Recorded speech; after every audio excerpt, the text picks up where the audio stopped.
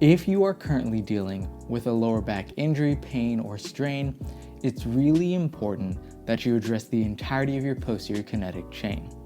And so your entirety of your posterior kinetic chain not only includes your lower back, but includes your hamstrings, your hip flexors, and your glutes. And any of those muscles pulling more so than the other can throw your body off kilter and put things out of alignment and result in lower back pain because it is the weakest link in your posterior kinetic chain. And so here, when you do lower back stretches, it's important that you also include glute, hip flexor, and hamstring stretches in addition to your lower back stretches.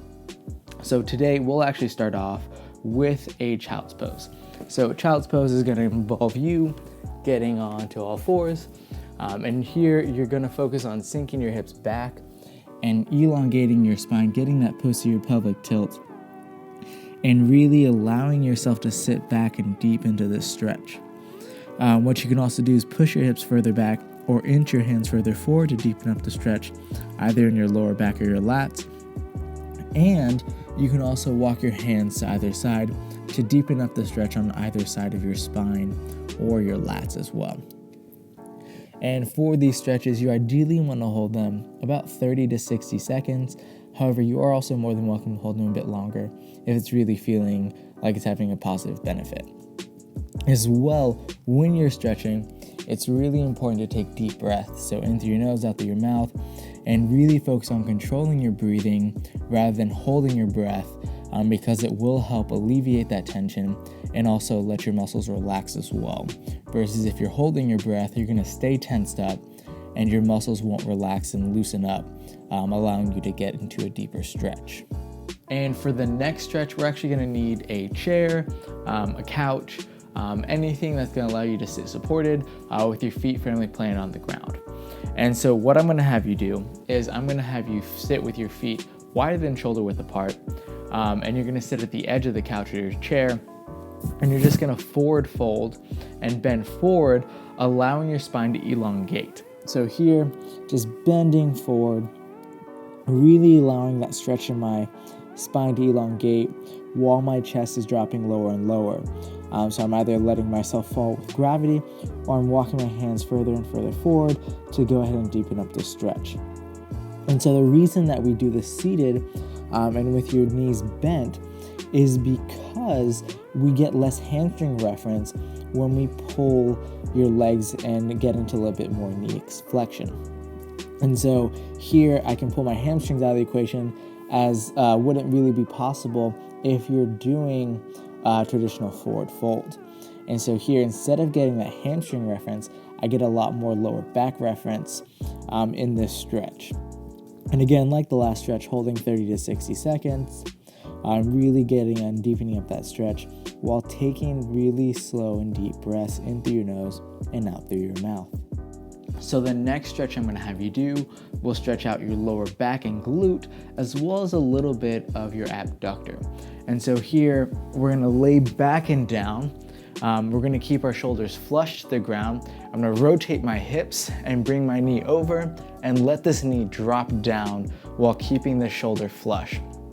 I can grab onto here and push my knee down further and further to the ground, and then look over to your arm that's planted, and really focus on elongating and stretching through here and through here, while taking deep breaths, again holding this 30 to 60 seconds, and trying to get your knee as close to the ground as possible. Now, if you notice that it's pulling a little too far, what you can do is you can put a yoga block under your knee, or you can support it with your hand to prevent your knee from dropping too far to a range of motion that might be particularly uncomfortable for you. And so again, switching to the other side, looking over and really focusing on deepening up the stretch, and getting this knee as close as you can to the ground while stretching out your back and your glute as well. So for this next stretch, we're going to be back on the mat, and we're going to do a single leg knee to chest stretch. So you're going to go ahead and lay back and down, keeping your bottom leg flush with the floor.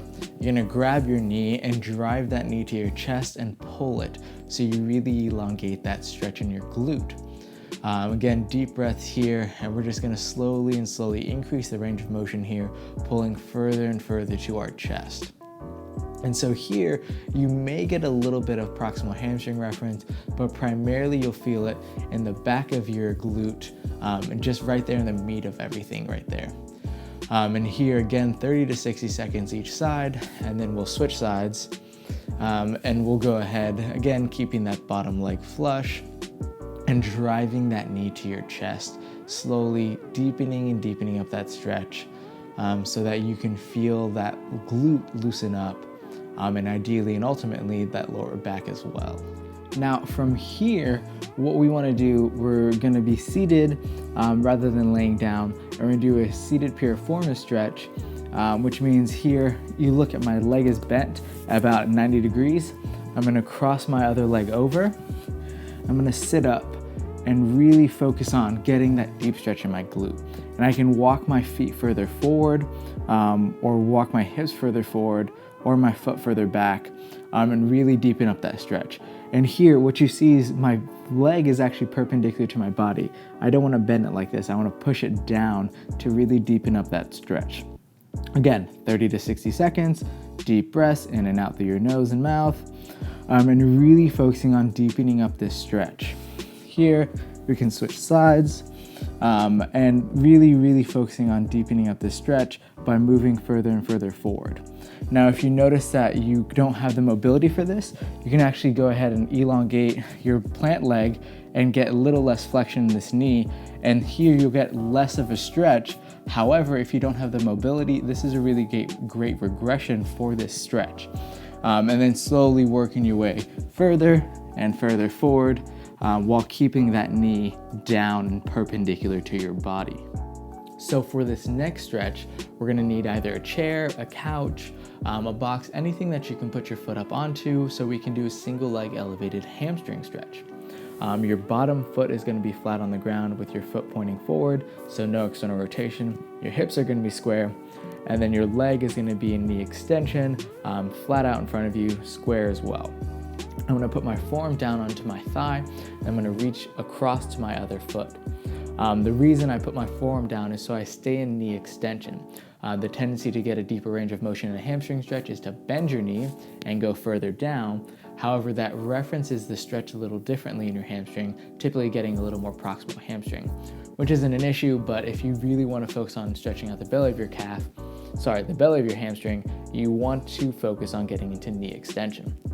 Now, if I dorsiflex, which means I'm pointing my toes up, that means I'm going to get a little bit more of a calf stretch. If I plantar flex, that means I get that calf stretch out of the equation, and I can really focus on that hamstring stretch solely. So depending on how you want to feel the stretch, you can modify it accordingly. Again, just like the other stretches, we're doing 30 to 60 seconds, really focusing on elongating your hamstring. And if you are struggling with this range of motion, you can start with your shin or your knee and then slowly work your way down till ideally eventually you can come and touch your toes. Again, deep breaths while you're doing this stretch. Really focus on stretching out that hamstring and relaxing it while taking your deep breaths. Now for this last stretch, we're going to be doing a couch stretch, which means we'll need a couch. So the couch stretch is going to involve a hip flexor stretch, as well as a little bit of a quadricep stretch. However, I can show you how you get a little more hip flexor than quad. So here, what you're going to do is I have my mat quadrupled over, so my knee doesn't get uncomfortable while I'm doing the stretch, because you're putting a lot of pressure on that base knee. You see I'm here, I'm in kind of a lunge stance. I'm going to bring my leg up onto the couch, so my toes are pointing up. And from here, what I want to do, I'll keep my hips square, as I'm going to squeeze my hip flexor and sink my hips forward.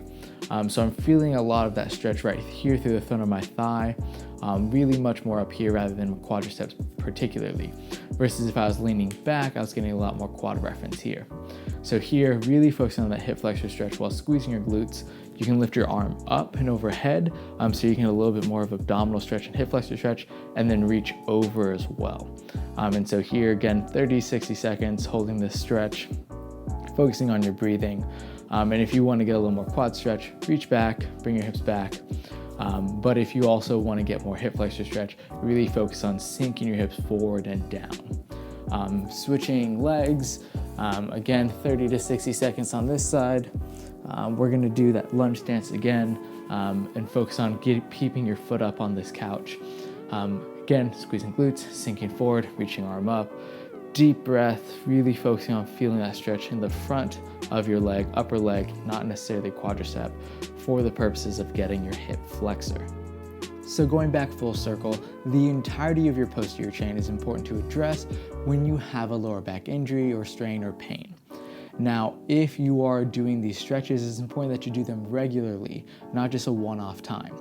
So doing them 2 to 3 times per week, however long they take you, and really focusing on getting a benefit from these stretches by working on that range of motion and also addressing the imbalances that you may have. So this means not only stretching these muscles, but also strengthening your trunk, so your core muscles in your back and your abdominals, strengthening or stretching out specifically muscles in your hip flexors, your glutes and hamstrings, and being aware of imbalances that may be resulting in your lower back injury and pain, because unless you address those, the pain is just gonna come back. So this is really where it's important not to only take care of this issue from one perspective, but take care of it from a lot of different perspectives outside of just stretching.